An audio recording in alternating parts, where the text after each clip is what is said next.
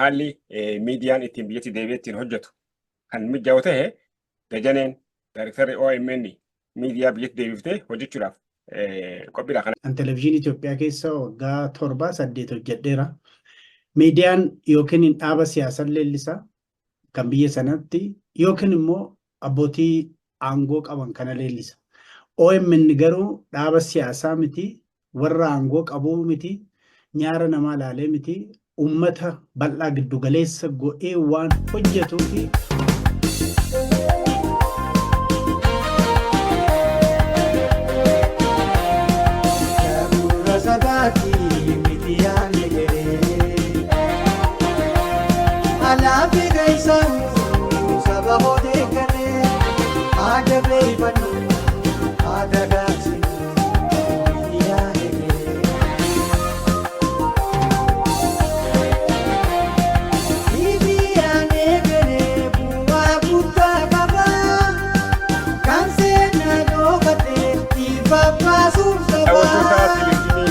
Network bakkuma jirtan hundatti ashamaa isin jechaadha. Guyyaa har'aan tana Daayirektara OMN obbo Dajanee Guutamaadha waliin marii gabaabaa godhuudhaaf jiraanna. Hamma dhumaatti kan waliin turtan gamanumaan isin afeeraadha. Obbo Dajanee afeerraa keenya fudhattee asitti waliin argamuu keetiif maqaa daawwattoota keenyaatiin baga nagaan nu dhufte anaa dhufu. Hedduu galatoomii atis garee miidiyaa irratti waan na affeerteef hedduu galatoomii. Hojjaa biraas hojjetaa hojii miidiyaa hojjechuun salphaa miti atillee hojjaa kanatti cichite waan dhimma Oromoo fi Oromiyaa irratti xiyyeeffattee hojii gaarii hojjetaa jirta galatoomii jechuun barbaada. Tole nuti gaa darasoota keessanii waanuma isin leenjii nu laattan irraa kaaneeti nutis uummataaf tajaajila laanna jennee sosaalaa jirra. Hundumaafuu gaa galatoomii yaada babbareedaa naalachuu fi obbo Dajanee 2020 Hacaaluu Hundeessaadhaatu artist Hacaaluu Hundeessaadhaatu magaalaa Finfinneedhaatti wareegame. Isa kanaan wal qabatee mootummaan miidiyaa OMN miidiyaa sagalee uummataa irratti xiyyeeffachuudhaan tarkaanfii guddaa irratti fudhatee qabeenyaatu irraa saamame hojjettoonni isaa manneen hidhaadhaatti guurramanii. Mee mudannoon gaafa sunii akkam ture maaltu isin mudatee qabeenyi saamame maalii fi maalii nu tuquu dandeessaa? Egaa aggaammin gaafa sana nurratti godhame aggaammin OMN irratti godhame aggaammidhuma Oromoo irratti godhame OMN itti qobaatti miti aggaammii sabboonummaa Oromoo irratti godhame aggaammii tokkummaa Oromoo irratti godhame aggaammii dhugaa Oromoo irratti godhame. Akkuma kana dura Jawaar dubbataa ture hin dhageessa. Rakkoonni jara kanaa kan mootummaa Itoophiyaa jechuudha.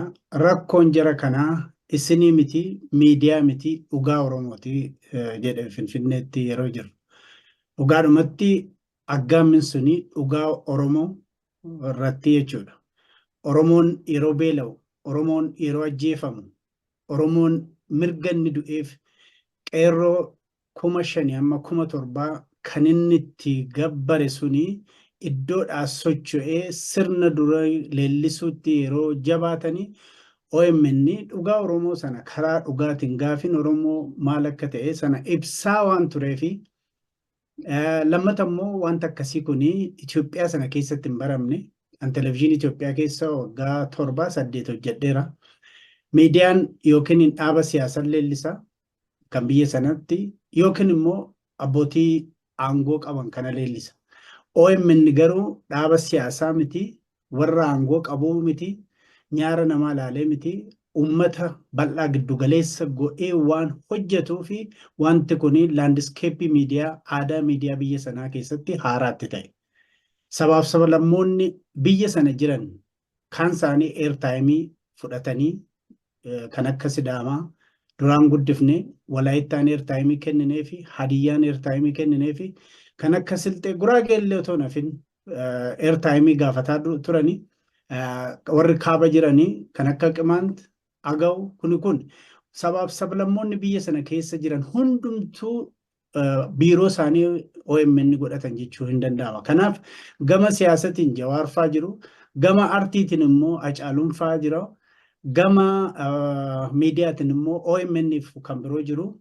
kuni qaama sabboonummaa Oromoo hin jaalanne gama alagaa bira dhaqee qaamni sabboonummaan Oromoo xiqqeesse jedhutu aggaammii miidiyaa kanarratti godhe.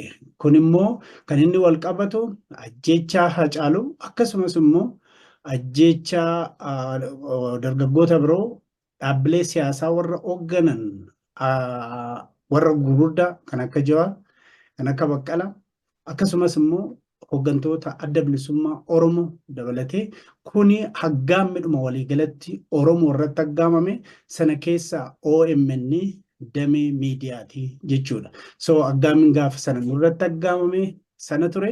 Aggaammii sana keessatti egaa akkuma argitu yeroo Jawaar fa'aa Baqqalaa fa'aa qabanii jedhanii by the way namni kan sirriitti hin hubanne gaafa Jawaar fa'aa Baqqalaa fa'aa ukkaamsanii jedhan sana otoo ijoollee ciccimtuutu Jawaar fi Baqqalaa fa'aa eegaa turanii otoo isaan Jawaar ijoollee kana qabbaneessuu baatee meeshaa walitti gadi fudhatanii isaan gaaf sanaa Jawaaris keessaa ajjeesuudhaaf ture. Baqqalaafis hinaafuu jechuudha.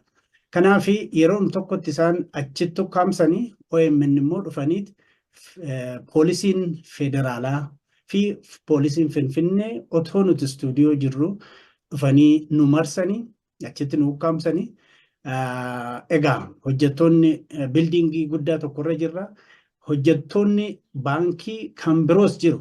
Idda tarkaa walitti nu qabaniit warra kaan keessaa seecaanii keessaa gallakkisanii warra OMN yeroo dheeraadhaaf erga nu dararanii afaan qawwee nutti qabanii sintuu kana godhanuun jechaa turan. Inni isaan gaafa sana nutti aaree poolisii federaalaa kan kiruu sana hoogganaa ture kan dhufee nutti nuun jedhaa ture waan ajjechaa Hacaaluu sana yeroo isaan ajjeesanii dhoksanii Ambootti Phaawulosii kaasanii gara Ambootti geessuudhaaf jedhan OMN argiteertaa Yihun Ingidaa qawwee dhoka'u keessa dhaabbatee gabaasaa ture. Dhugaan Hacaaluu dhoksuu waan barbaadaniif ajjeesanii awwaalcha isaas gara dabarsanii haqa isaas gara dabarsanii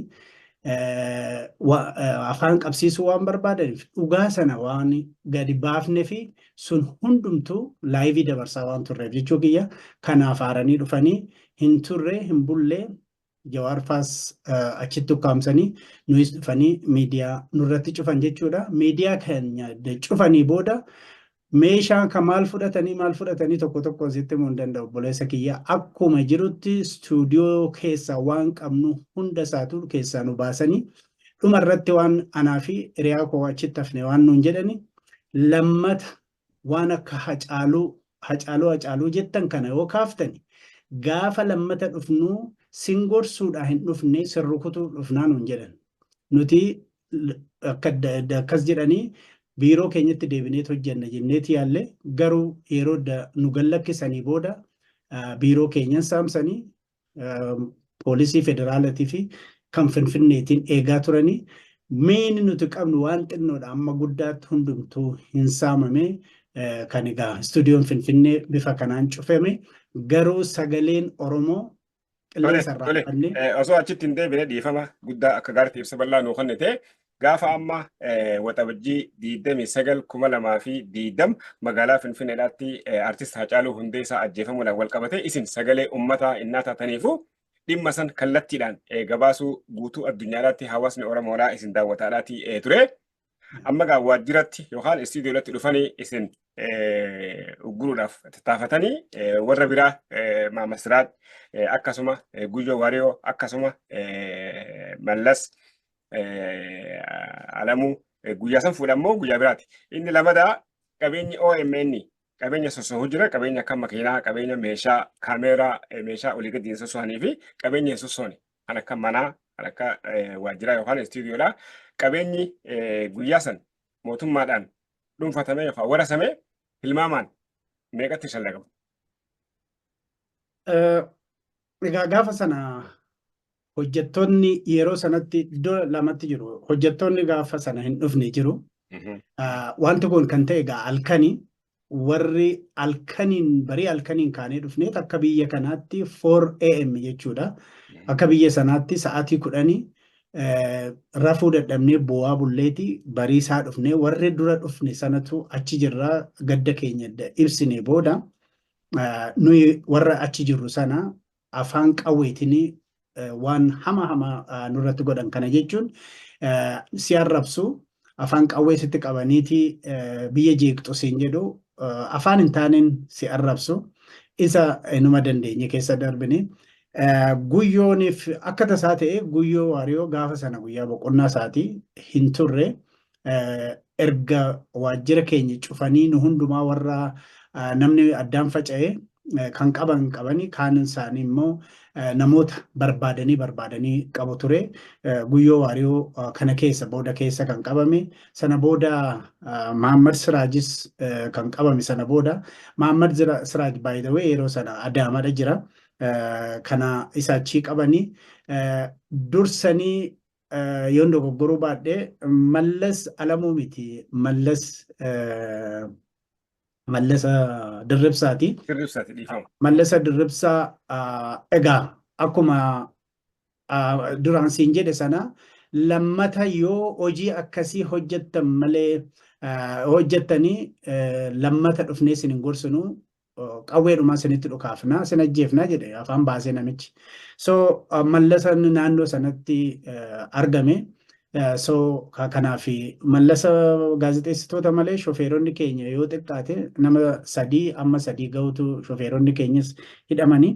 So bifa kanaan gaazexeessitoonni keenya kaan hidhamanii warri kaan addaan faca'anii gara qabeenyatti dhufne qabeenyaan egaa kan yeroo sanatti warra faayinaansiti waan kana kan hordofu amma maallaqa ammanatu baankii keessa jiran siin jechuu hin danda'u freeze godhanii kan OMN duwwaa miti individual nu hunduma keenya kan baankii keessaa qabnu freeze godhan maatiin hojjettoota keenya rakkataati turan keessattuu warra hidhaman sun kan hunduma keenyatu freeze godhan jechuudha.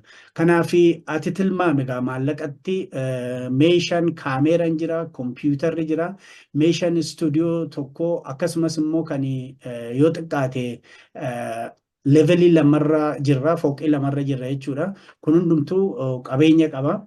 Kana yeroo walitti fiddee jettu miliyoona meeqan akka ta'e kan uummanni keenya kan biyya alaa keessattuu diyaaspooraan maallaqa nuu kenneen akka caalu kan irratti invest goone sana akkasitti mootummaan biltsiginnaa nurraa saamee fudhate jechaadha.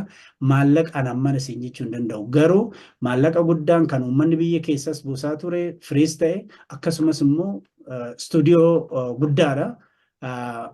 Fooqii lamarra jirra. Mi'a amma kanaagaa ati tilmaamuu dandeessa. Tole qabeenya OMN akkaataa itti firiizii irraa gadi dhiifamuuf abukaattoo itti dhaabdanii wanti gootan jira. Yoo qabeenyi OMN gadi dhiifamee haalli miidiyaan ittiin biyyatti deebi'ee ittiin hojjetu kan mijaa'u ta'e Dajaneen Daayirektarri OMN miidiyaa biyyatti deebiftee hojjechuudhaaf qophiidha. Kana gabaabummaa deebisee isatti aanutti dabala. Yeroo Jawaar Faadhuma faana himatame OMN yeroo sanatti wanti OMN ilaalu yeroodhuma sana yeroodhaa fi himanni sun dhaabbateedha kan jedhame. OMN sanuma keessatti ilaalama. Garuu himata sanatti dhaabbate malee jarri kun yakka hin qabanii firii bahan hin jenne. Kanaaf Abiyyi yeroo barbaanne yaannin hin sibaallen jedhe. Yeroo barbaade si himachuu hin danda'a jechuudha. Kanaaf OMN ammallee sanaturraa dhaabbate malee silaa Itoophiyaa Broadcasting Authority kan jedhatu jira. Inni akka isa kan si galmeessu isa jalatti bultaa seera isaatiin bulta. Gaafa OMN manni murtii firiidha jedhe sana laayisensii isaa haaromsiisuuf irra ture. Garuu authoritiin suni OMN fi laayisensii isaa haaromsiisuudhaaf hayyamamaa hin taane. Sababni isaa inni guddaan kan achi yeroo ammaa kana shift godhee Abiyyi achi kaa'ee jedhee hiriyoota isaati. Abiyyi immoo personally OMN hin jaalatu.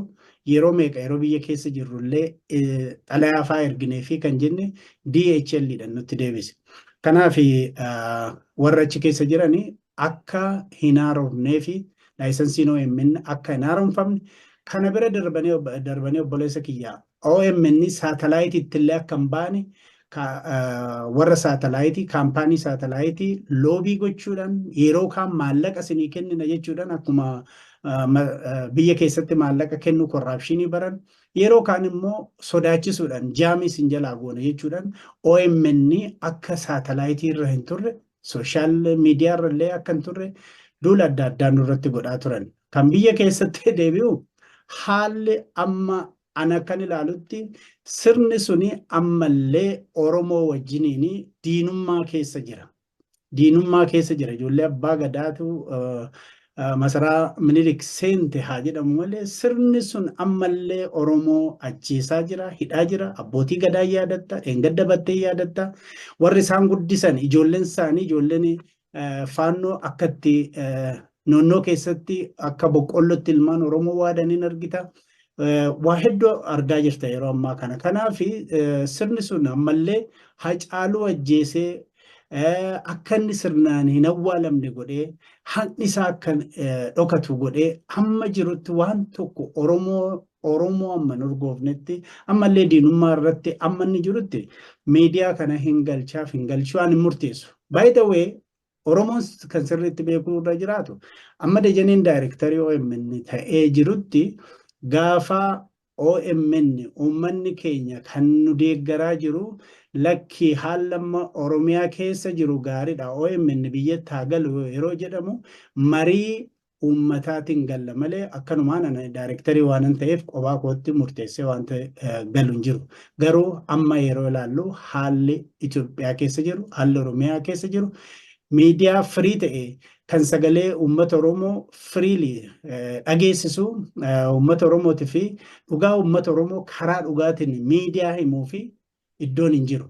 Har'a sittin dheeressu har'a naannoo keessatti yeroo uummanni Oromoo namni cidhaa ba'e akka boqqollootti mana keessatti waadamutti miidiyaan biyya sanaa waa tokko hin dubbanne. Gaafa abbootiin gadaa 15 rashanamanii miidiyaan biyya keessaa waan jedhaa ture atu yaadatta. Akkasumas rakkoo biyya keessaa Harargee keessatti waan ta'aa jiru amma uummanni kadhaatti yeroo ba'u kana miidiyaan dubbatu hin jiru. OMN immoo dhugaa Oromoo laalee callisuu waan hin dandeenyeef amma haala amma sanaa uumamutti kana hojii OMN'tii fi taafidha. Garuu sanammoo uummata keenya kan biyya keessa biyya alaa jirutu murteeffata. Toone galatame booda jene rakkoo akka uummatarra jiru miidiyaan sagalee isaaniif ta'uudhaan wal qabatee xiyyeeffannaa mootummaa jala galuun akkuma itti fufetti jira waan ta'eef 2020 biyyarraa dhiibamtanii humnumaan biyyarraa baatanii fedhii keessan alaa kuni amma ganna 4 guutuu biyya ambaatti sagalee uummataaf taatanii hojjechaa jirtanii joornaalistoota keessan biyya ambaatti godaansiftanii achitti akka sagalee uummataaf ta'an gootaniitii jirtanii. Bu'aa ba'iin ganna 4 kana keessatti joornaalistoonni OMN ati akka daayirektara OMN'tti isin mudate maal keessa dabartaniiti as geessanii amma gaafa waxabajjii 29 2024 yaadannoo waxabajjii 29 2020tti yaadachuudhaaf qophaa'aa jirtan fakkaataa walitti naqabii mudannoo isin mudatee fi yaadannoo isin gaggeessaa jirtan kanaa fi isa dhaamsa uummataa boodarratti itti dhufna.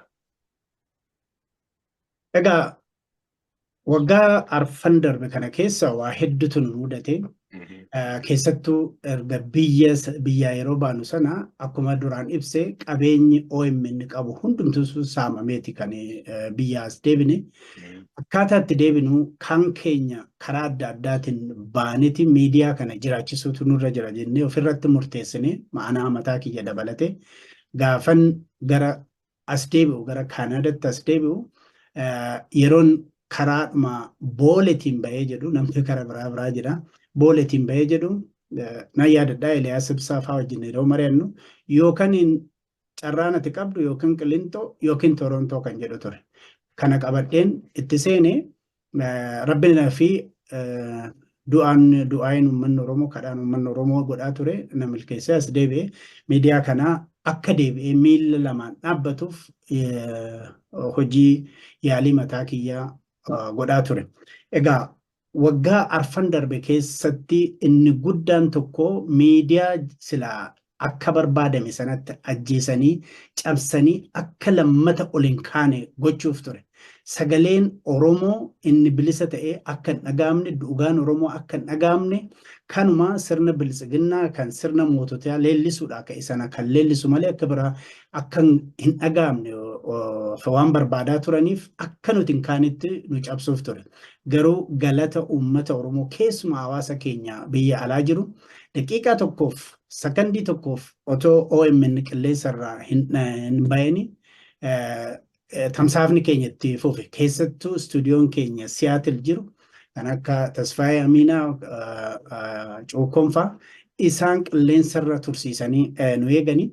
Egaa sana booda laali waan akka malee itti rukutame tokko kaasuun hammam cimaa akka ta'e garuu gargaarsa uummata keenyatiin jabina gaazexeessitoota keenyatiin dafnee deebinee sadarkaa miila lamaan dhaabbachuu geenya. Keessattuu waggaa 2 dura deebinee gad dhaabbachuu akkuma argitu Kaayiroo deebinee istuudiyoo Kaayiroo deebinee dhaabu kan immoo Naayiroobii deebinee dhaabu ijoollee biyya keessa jiran sana akkaataa itti dhufanitti haala mijeessu soo sanarra turre. Yeroo sammuu gadi dhaabnee miila lamaanii nuti dhaabbannee jennutti immoo duula adda addaa nurratti godhame keessattuu karaa mootummaa bilisiginnaatiin. Asirratti kan inni ibsuu barbaadu mootummaa TPLF caalaa kan OMN jibbuuf kan OMN itti duulee dhugaadhuma dubbachuu fi mootummaa bilisiginnaa kana. TPLF yeroo hedduu qilleensarraa nu buuse sun beekamaadha. Diina guddaadha. Bilisiginnaanii dadhabina TPLF irraa waan bareeni yeroo hedduu aggaammi OMN irratti godhee aggaammi sanammoo jabina gaazexeessitoota keenyatiin jabina hojjettoota OMN fi jabina uummata Oromootiin keessa baanee jechuun nan danda'a. Egaa yeroo ammaa kanatti aggaammi dhufe hundumaa aggaammiin kun salphaa miti. Karaan itti mootummoota adda addaatti appiil godhan jira akka OMN cufamu. Mootummaa Ameerikaatti fakkeenyaaf ergan as ga'ee booda mootummaa Ameerikaatti karaa embaasii isaanii DC jiruun xalayaatti barreessanii namicha Dajanee Guutamaa jedhamu nu ergaa dabarsaa nuu kennaa yoo dhufee wanti isa barbaadnuuf umurii guutuu kan hiisisu yookiin immoo kan ajjeessisu jedhanii amma gaafachuutti. Karaa biraatiin immoo warri noomoor jedhanii ijoolleen sirna durii kun leelliftu warri biyya alaa kun kan duraan bilisiginnaa wajjin turanii pitishinii adda addaa nutti guuruudhaan akkasumas immoo OMN himachuudhaan OMN State of Minnesota keessaa akka cufamu waggaa 2 ol maallaqa guddaa baasuudhaan falmine dhumarratti mo'anne ga'a. Kana biraan immoo iddoo adda addaatti pitishinii kana warri alagaas as guuruudhaan harki bilisiginnaa dheeraadha. Akka isaan waan kana godhan akka isaan OMN sagaleen OMN akka badu OMN ayyamni kennameef akka haqamu wanti hin godhamne hin jiru waggaa 4 darbe keessa. Haa ta'u malee jabina gaazexeessitoota keenyatiin hojjettoota keenyatiin boorditii fi kan birootiin amma ammaatti jabaatee OMN as ga'ee jira. Sadarkaa eenyuu kuffisuu hin dandeenye irratti alaayyis keessayis itti aduulamu malee sadarkaa eenyuu kuffisuu hin dandeenyetti ga'eeti jira. Akkuma kana dura Jawaar jechaa ture OMN kan dhaabsisus, kan jiraachisus, kan kuffisus yoo uummanni Oromoo barbaade duwwaadha malee abbaan fe'e karaa adda addaatiin itti duulidha. OMN hin kufu. Kanaaf egaa amma ammaatti waggaa 4 qormaata hedduutti dhiyaate, gufuu hedduutti dhiyaate kana buqqisuudhaan dhagaatti darbatame hundumaa deebi'ee ijaaruudhaan mana ijaaruudhaan sadarkaa ammaa kanatti ga'eera. Sadarkaa ammaa keessa jirrutti immoo rakkoon gara faayinaansiitiin nu mudanne jechuu hin danda'u. Akkuma 2023 irratti boordiin OMN gadi ba'ee hanqinni baajetaa na mudateera jedhe. Kuniif immoo sababni adda addaa ka'uu danda'a. Keessattuu burjaajiin siyaasaa Oromoo jidduutti uumame harka dheerachuu bilisiginnaa fi dhimmoota adda addaatiin gara baajetaatiin hanqinni nu mudate sana immoo baafnee uummata keenyatti himnee jirra. OMN kan uummataati ummata kanaan ijaarame, ummata kanaan hundeeffame, ummata kanatu dhalee, ummata kanatu guddifata. Kanaaf immoo ummatni ilmoo isaa dhale sana akka guddifatu, akka jabaatee akka hin danqamne waamicha adda addaa godhaafi jirra. Ummata Oromootii fi akkanumatti yoo ilaalte OMN waggaa 4 keessatti jijjiirama guddaa, jijjiirama sirnaa biyya sana keessatti fide. Kanaaf seenaa miidiyaa keessatti roolii guddaa kan taphate aayikanii Oromooti, eenyummaa Oromootu agarsiisa, tokkummaa Oromootu agarsiise, sabboonummaa Oromootu agarsiise. Kana bira darbee immoo dhugaa Oromoo karaa dhugaa miidiyaa falmuudha. Kanaaf uummanni Oromoo immoo miidiyaan isaa kun guddaan kun maqaa isaa kan qabate kuni yeroo dadhabu calli jedhee ilaala jedhee yaadu. Burjaajiin xixiqqoo burjaajiin yeroo ammaa kana jirtu qilleensa olii gadi qilleensa kuni hojii biltsiginnaarraa waan biltsiginnaan yeroo ammaa kana hojjeturraa uummanni keenya sirriitti hubataati jira. Kanaaf gara fuulduraattis miidiyaa isaa kana hin guddifata jedheen abdadha. Ani OMN duwwaa miti miidiyaa kee dabalatee miidiyaa ati galgala ganamarraa iyyitu kana dabalatee miidiyaa Oromoo kamiyyuu xiqqaadha amma guddaatti gargaarsa uummata keenya barbaada. Keessattuu warri morma Oromoo irraa kutan mana keessa uummata Oromoo waadan walumaa galatti Oromoon biyya hin qabdu Madaagaskaritti yookiin Keeniyaatti deebi'e warri jedhan guyyaa guyyaatti miidiyaa oomishaa jiru. Miidiyaa humna qabu oomishaa jiru. Saatalaayitii irraa halkaniif guyyaa isaantu iyyaa jira, caraanaa jiru. Kanaaf yeroo kanatti uummanni Oromoo miidiyaa isa barbaachisaa miidiyaa qabu hundumaa jabeessutu irra jiraata. By the way, Oromiyaan waliigallee bilisoomtee yoo jennellee yookiin qabsoomsaatiin uummanni kun Oromiyaa bilisoomsatellee gaafa sanas miidiyaa dimookiraasii barbaannu sana lafa qabsiisuudhaaf still miidiyaa walabaa nu barbaachisa. Akkuma Ameerikaa fi Kaanaadaa nuti amma jirru kanatti arginutti miidiyaa walabaa nu barbaachisa. Kanaaf miidiyaan yeroo ammaa kana meeshaa waraanaa gugurdaa caala. Ameerikaan mataa ishiitiin iddoo tokko waa tokko gochuu barbaadde dura miidiyaa ishiitti ergiteeti waa hedduu hojjechiifte. Kanaaf yeroo ammaa kana addunyaa keessatti paaworiin miidiyaa paaworii mootummootaa waan caaluuf uummanni Oromoo miidiyaa qabu hundumaa OMN dabalatee miidiyaa isa guddaa isa hangafa isa eenyummaa isaa agarsiisu kana jabaatee kunuunfachuun irra jiraata. Yoo kunuunfachuu baate miidiyaan guddaan kun miidiyaan maqaa Oromoo baatee jiru kun yoo kufe Oromoof salphina gadda warra immoo dhugaa Oromoo dhaga'uu hin barbaanne warra Oromoo hin jaalanne warra Oromoon biyya hin qabdu jedhuunii fi isaanii fi cidhaa fi gammachuudha. Kanammoo uummanni Oromoo eeyyama jedhee yaadu. Tole galatoom. Amma waxabajjii 29/2024 irratti yaadannoo guyyaa OMN biyyaa bahee fi akkasuma guyyaa artist Haacaaluu Hundeessaadhaan wareegameetu gaggeeffama kan odeessa qabutti guyyaa kana dhaamsa akkamtu uummataaf dabarfama. Uummanni Oromiyaa Miidiyaa Neetwoork dinagdeedhaan gargaaruu keessatti sadarkaa addunyaadhaa Oromoonni jiran akkamitti OMN gargaaruu danda'an karamiin maalii fi maal irratti Oromiyaa Miidiyaa Neetwoork dinagdeedhaan xiqqeessuu danda'an ummatan maal dhaamta obbo Dajanee gara dhumaa addunyaa jira. Galatoomi jalqaba irratti waxabajjii 29 yookiin juunii 29 kan amma sanbata duraa nu fuuldura jiru jechuu kana. Kanaan dura nuti guyyaa kana guyyaa Haacaaluu otoo faawundeeshiniin Haacaaluu biyya jiru kun hundeeffamini guyyaa Haacaaluu jennee murteessini. Guyyaa Haacaaluu sanarratti waa'ee Haacaaluu leellisuu, seenaa Haacaaluu himuu, gootummaa Haacaaluu himuu, akkasumas immoo koozii Haacaaluun itti ajjeefame sana akkamitti galmaan ga'uun akka danda'amu yaada namootaa fuudhuudhaan sanarratti xiyyeeffachuudhaan hojjetaa turre waggaa 3 walitti aansine. Baran ammoo akkuma aadeffanne sana guyyaa Haacaaluu ayyaaneffannee toolla, yaadannee toolla, guyyaa heroo keenyati, guyyaa nama qaaliti, nama jechisaa tokko qeerroo dammaqsee silaa yeroo amma Oromoon akkanatti rakkatu kana nama silaa yoo waa jedhee Oromoo gaaraa dakaa bitaa mirgaa nama kaasudha. Kanaaf inni guyyaansaa waggaa waggaadhaan guyyaa Hacaaluu jennee akka bulchiinsa OMN'tti murteessine sun ammas itti fufaa jechuudha.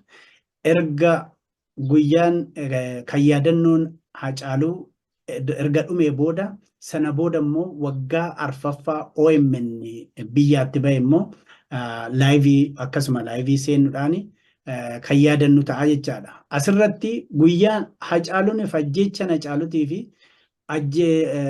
cufamuun OMN kan walitti hidhatedha.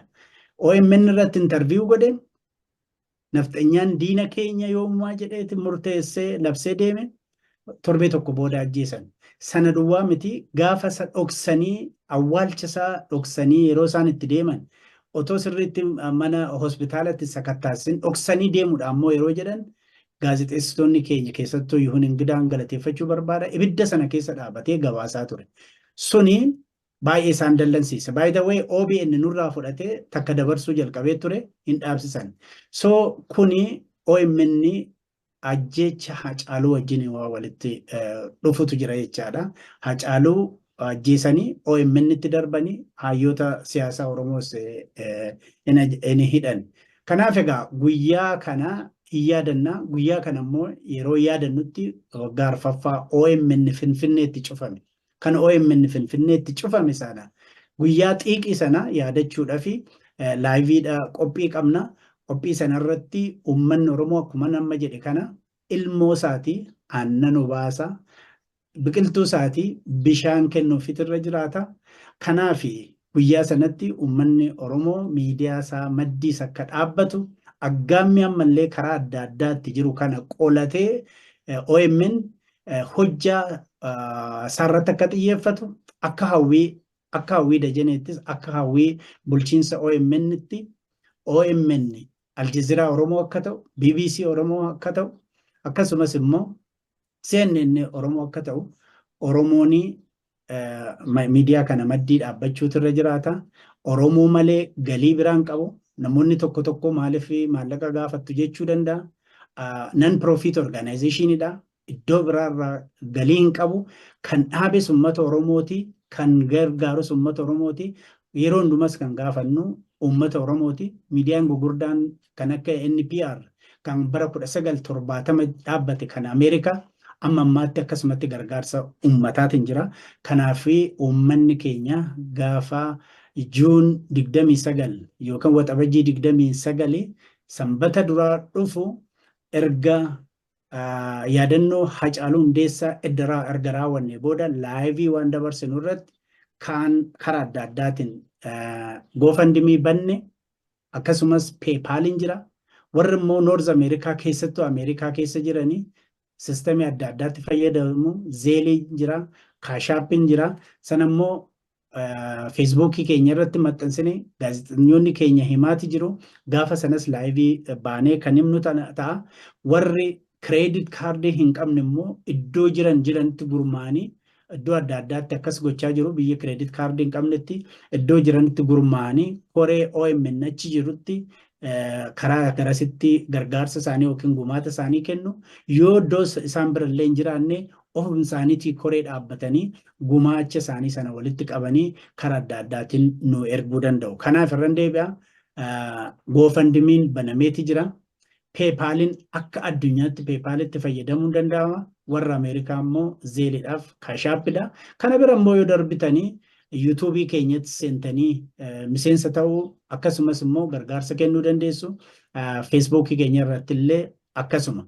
Inni main jennee fudhanne garuu GoFundMe, PayPal, Kaashaap and Zelle kan warra Ameerikaa kana. Kanaan gara kanaan nu gargaaruu danda'u. Miidiyaa isaanii maddii dhaabbachuu danda'u. Walumaa galatti fuulduratti uummata Oromootti himuu kanan barbaadu. Miidiyaan kuni kan uummata Oromoo malee kan eenyuti miti. OMN dhugaa Oromoo qabatee haqa Oromooti dabarsa.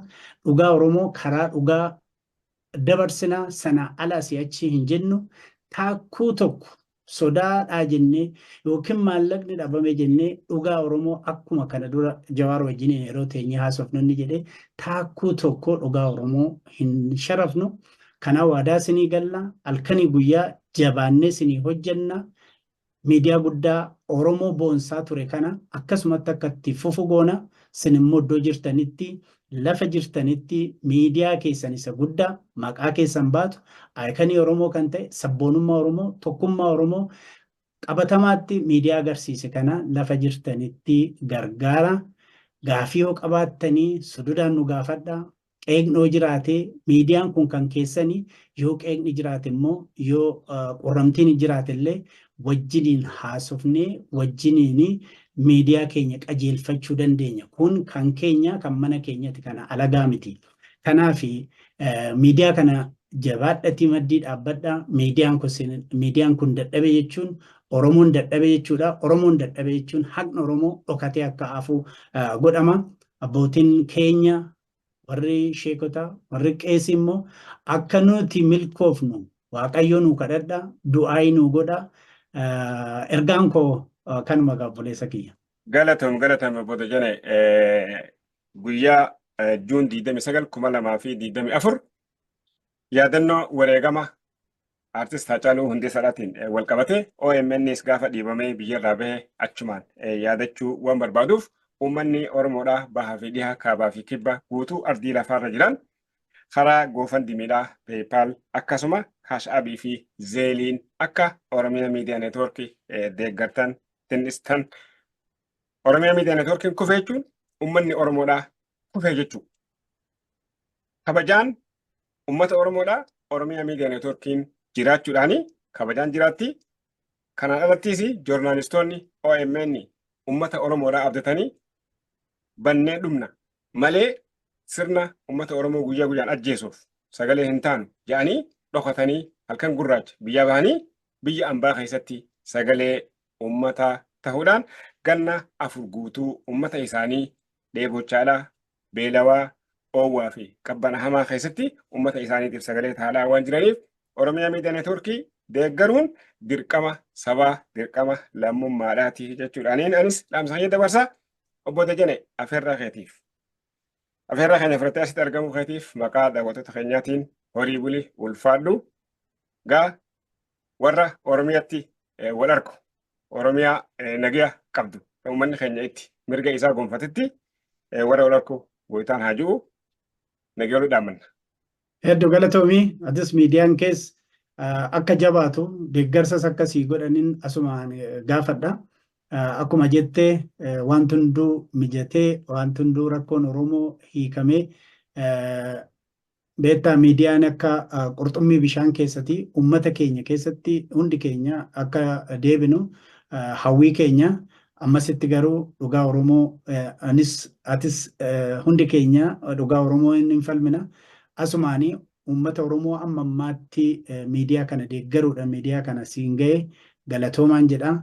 Hojjettoota OMN immoo kan yeroo bal'oos yeroo dhiphinaas rakkina hundumaa dandamattanii uummata keessaniif halkaniif guyyaa falmaa jirtanii galanni keessanii guddaadha galatoomaa jechuun hin barbaada. Atis waan naaf feerteef galatoomaa.